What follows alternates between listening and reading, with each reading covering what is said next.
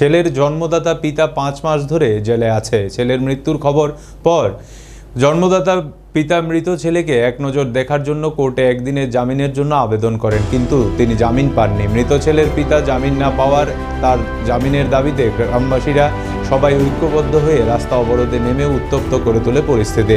সোনামুড়া থেকে বিলোনিয়াগামী বাইপাস সড়কের বাঘাইচর গ্রামে বুক চিরে আসা সড়কে চলছে অবরোধ। শত শত নারী পুরুষ ঐক্যবদ্ধভাবে একাধিক স্থান রাস্তায় গাছ ফেলে অবরোধ চালায়।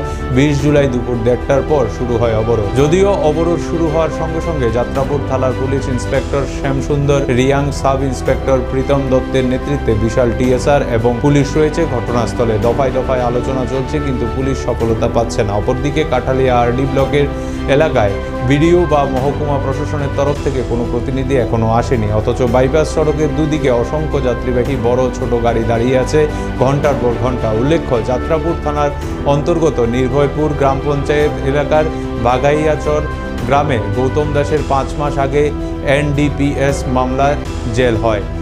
এখন সে জেলেই আছে। অপরদিকে তার ছেলে রাহুল দাস জটিল রোগে আক্রান্ত। তাকে নিয়ে যাওয়া হয়েছিল চিকিৎসার জন্য আগরতলা জিবি হাসপাতালে। 19 জুলাই রাত 11টায় রাহুল দাস নামে ওই ছেলেটি মারা যায়। ভোরবেলায় তাকে বাড়িতে নিয়ে আসে আত্মীয়রা। জন্মদাতা পিতা যাতে ছেলে মৃতদেহ এক নজর দেখতে পারে সেজন্য সোনামুড়া কোর্টে বেশ কয়েক দফায় লোকজন পাঠিয়ে পিতার জন্য জামিনের আবেদন করে পরিজনরা, কিন্তু তার জামিন হয়নি। এই অবস্থায় ক্ষুব্ধ হয়ে গ্রামের নারী পুরুষ ঐক্যবদ্ধ হয়ে রাস্তা অবরোধ চালায়।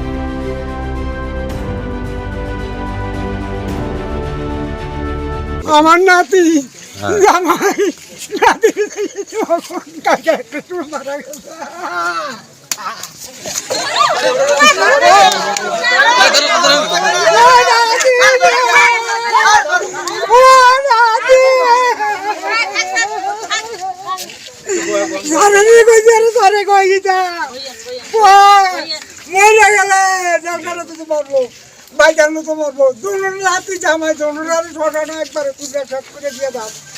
আর আশা করতাম না